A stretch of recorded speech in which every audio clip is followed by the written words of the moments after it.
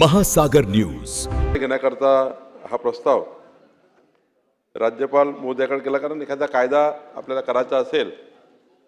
कारण हायकोर्टाने म्हटलं होतं कायदा करावा आणि कायदा करून ही जमीन खंडकरी शेतकऱ्याला द्यावी।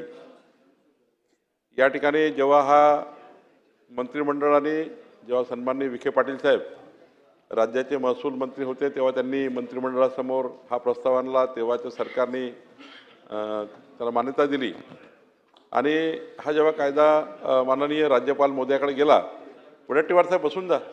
वडेट्टीवार साहेब, वडेट्टीवार साहेब मंत्रिमंडळ तिकडं समोर आहे ओगलेजी, त्यांना संरक्षण द्या, नाना भाऊ संरक्षण द्या तिकडे, तुमच्या सदस्यांना देणार नसेल तर कसं होईल, तिकडे राहणार नाही मग तुमच्यासोबत। खरं तर मग राज्यपाल महोदयांनी या कायद्यावर राष्ट्रपतीचं मत घ्यावं असं या ठिकाणी फाईलवर लिहिलेलं आहे। मग ही फाईल आमच्याकडे परत आली आणि राष्ट्रपती महोदयाचं मत घेण्याकरता या ठिकाणी ही आता नस्ती जी आहे ती नस्ती प्रशासनाकडे आहे, पण मधल्या काळामध्ये ही जमीन या ठिकाणी आपल्या MIDCनी डेव्हलप करण्याकरता मागितलेली आहे। आता दोन प्रश्न सरकारसमोर आहे, ही जमीन शेतकऱ्यांच्या विकासाचे प्रकल्प तयार करण्याकरता MIDCला द्यायची, ही जमीन आकारी पळ घोषित करून त्या शेतकऱ्यांना द्यायची, दोन प्रश्न आहे। पहिल्या कायद्याला जेव्हा आपण गेलो तेव्हा राज्यपाल महोदयाचं एवढंच म्हणणं होतं की बाबा आपण संपादन केलेल्या जमिनी, सरकार जमा केलेल्या जमिनी आपण या ठिकाणी परत द्यायला गेलो तर या ठिकाणी सुप्रीम कोर्टाचे निकाल आहे वगैरे वगैरे अनेक गोष्टी आल्या, पण तरी शासनाने हा विचार केला आहे की जेव्हा आम्ही मंत्रिमंडळासमोर पुन्हा गेलो आणि मंत्रिमंडळासमोर गेल्यानंतर या मंत्रिमंडळाने आणि माननीय मुख्यमंत्री महोदयांनी मंत्रिमंडळाच्या बैठकीमध्ये या विषयाचं संपूर्ण निराकरण करण्याकरता MIDCला किती द्यावी, खंडकरी शेतकऱ्याचं काय करावं याकरता एक कॅबिनेट सब कमिटी माझ्या अध्यक्षतेखाली नेमलेली आहे।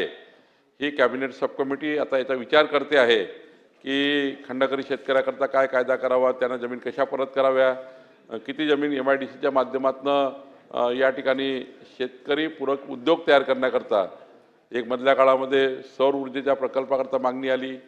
दुसरी मागणी हायड्रोजन प्रकल्पाचं म्हणजे आपल्या विमानाचं इंधन तयार करण्याकरता जे या ठिकाणी काही जे इंधन तयार करण्याचा प्रकल्प आहे हायड्रोजनवर, त्या ठिकाणी शेतकऱ्यांचे मोठ्या प्रमाणावर नेफियर ग्रास या भागातल्या संपूर्ण शेतकरी जे आहेत हरेगाव मळ्याच्या आजूबाजूला किंवा नगर जिल्ह्यातले अहिल्यानगर जिल्ह्यातले या जिल्ह्याच्या शेतकऱ्यांच्या शेतामध्ये जो काही या ठिकाणी जे काही आपला चारा निघतो किंवा तिथे नेफियर ग्रास निघेल त्याच्यावरनं एक हायड्रोजन प्रकल्प तयार करायचा असाही प्रस्ताव आहे। अनेक प्रस्ताव जमिनी करत आहे, 4000 एकर जमिनी मागणी केलेली आहे, 6576 एकर जमिनी आहे, पण माननीय विखे पाटील साहेब यांनी खूप प्रयत्न केले आहे, आम्हीही प्रयत्न करतो आहे। निश्चितपणे खंडकरी शेतकऱ्याला काही देता येईल का, काही प्रकल्पाकरता देता येईल का, शेतीपूरक प्रकल्प करता येतील का आणि खंडकरी शेतकऱ्यांनाही त्या ठिकाणी न्याय मिळवून देता येईल का, हे दोनही प्रश्न मंत्रिमंडळ उपसमितीची समोर आहे आणि मंत्रिमंडळ उपसमितीचा निर्णय करणार आहे आणि मग या ठिकाणी याबद्दलचा अंतिम निर्णय ही माझ्या अध्यक्षतेखाली जी असलेली मंत्रिमंडळ उपसमिती करणार आहे।